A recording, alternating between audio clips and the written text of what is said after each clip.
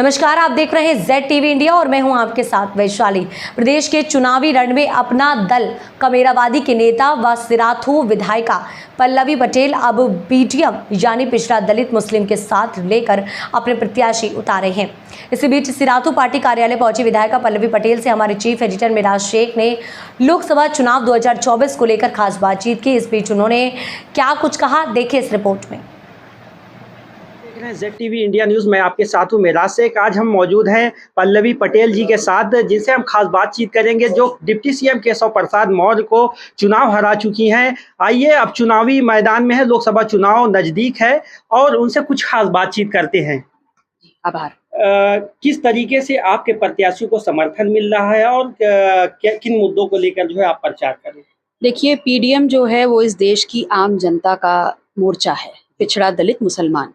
और जब हमारे प्रत्याशी PDM के अपना दल की चुनाव निशान लिफाफे पे कौशाम्बी क्षेत्र में उतरे हैं तो उनको हर समाज का अपार समर्थन मिल रहा है, क्योंकि हमारी बात किसी समुदाय को आगे बढ़ाने या पीछे करने की नहीं है। हमारी है पिछड़ा दलित और मुसलमान को शिक्षा में, सदन में, रोजगार में, दवाई में, कमाई में, पढ़ाई में उनकी भागीदारी सुनिश्चित करने की।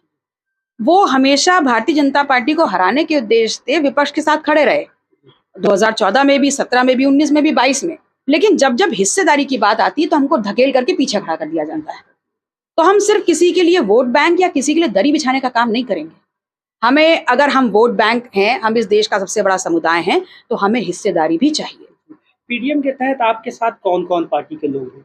देखिए, पिछड़ा दलित मुसलमान जो मोर्चा बना है उसमें अपना दल कमेरावादी राजमाता कृष्णा पटेल जी के नेतृत्व में है।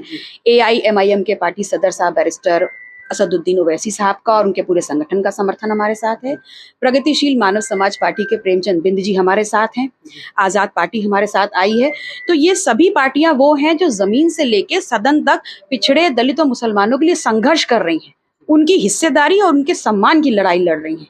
इसीलिए मोर्चा बहुत भारी और बहुत ज्यादा तरीके से जो ना विपक्ष के सामने खड़ा हो पाया है, सत्ता पक्ष के सामने खड़ा हो पाया है अपने उद्देश्य के साथ। इस बार इंद्रजीत सरोज जी और मुलायम सिंह और अखिलेश यादव जी का भी साथ नहीं है, तो कैसे नैया पार होगी?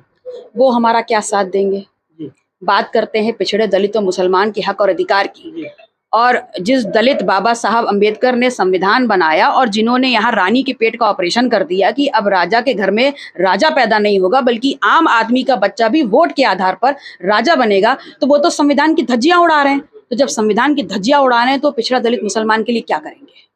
हम अपना विकल्प खुद तलाशेंगे और अपना राजा खुद बनाएंगे। अखिलेश यादव जी कहते हैं PDM नकली ब्रांड है। चलिए, कम से कम ब्रांड तो मान रहे हैं। और सबसे बड़ी बात है कि आपके लिए सबसे बड़ी बात है कि पिछड़ा दलित मुसलमान जो ये समाज है, ये आपके लिए ब्रांड है, कंपनी है।